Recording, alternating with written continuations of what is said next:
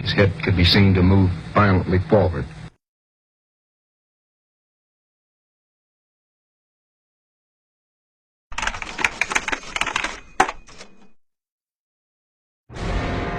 President John F. Kennedy.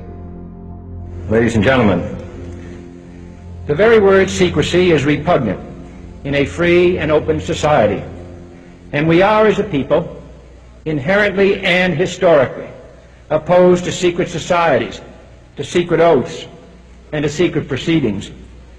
We decided long ago that the dangers of excessive and unwarranted concealment of pertinent facts far outweighed the dangers which are cited to justify it. Even today, there is little value in opposing the threat of a closed society by imitating its arbitrary restrictions. Even today, there is little value in ensuring the survival of our nation if our traditions do not survive with it.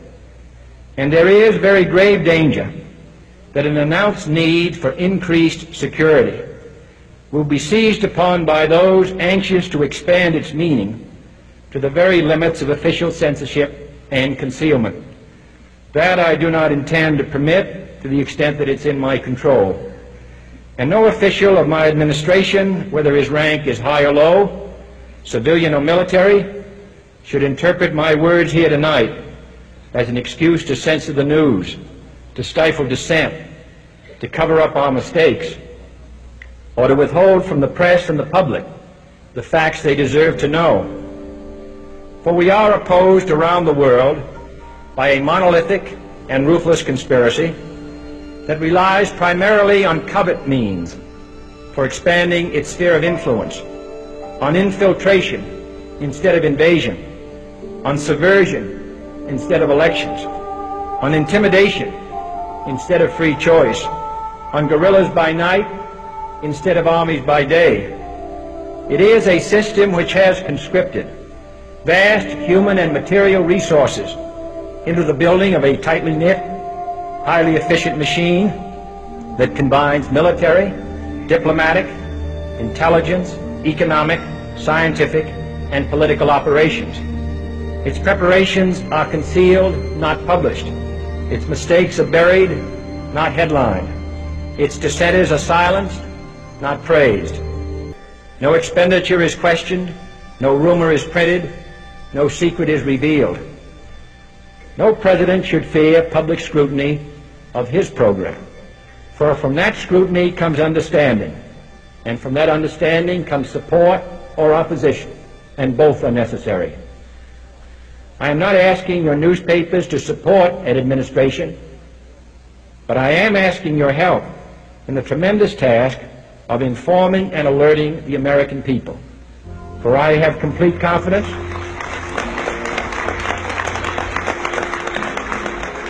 in the response and dedication of our citizens whenever they are fully informed.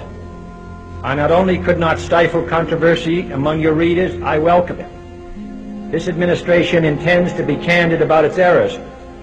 For as a wise man once said, an error doesn't become a mistake until you refuse to correct it. We intend to accept full responsibility for our errors, and we expect you to point them out when we miss them. Without debate, without criticism, no administration and no country can succeed, and no republic can survive.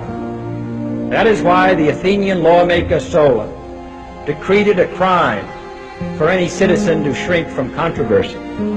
And that is why our press was protected by the First Amendment, the only business in America specifically protected by the Constitution, not primarily to amuse and entertain, not to emphasize the trivial and the sentimental, not to simply give the public what it wants, but to inform, to arouse, to reflect, to state our dangers and our opportunities, to indicate our crises and our choices, to lead, mold, educate, and sometimes even anger public opinion.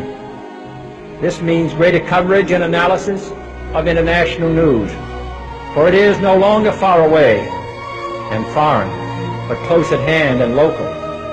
It means greater attention to improved understanding of the news as well as improved transmission. And it means, finally, that government at all levels must meet its obligation to provide you with the fullest possible information outside the narrowest limits of national security. And so it is to the printing press, to the recorder of man's deeds, the keeper of his conscience, the courier of his news, that we look for strength and assistance, confident that with your help, man will be what he was born to be, free and independent.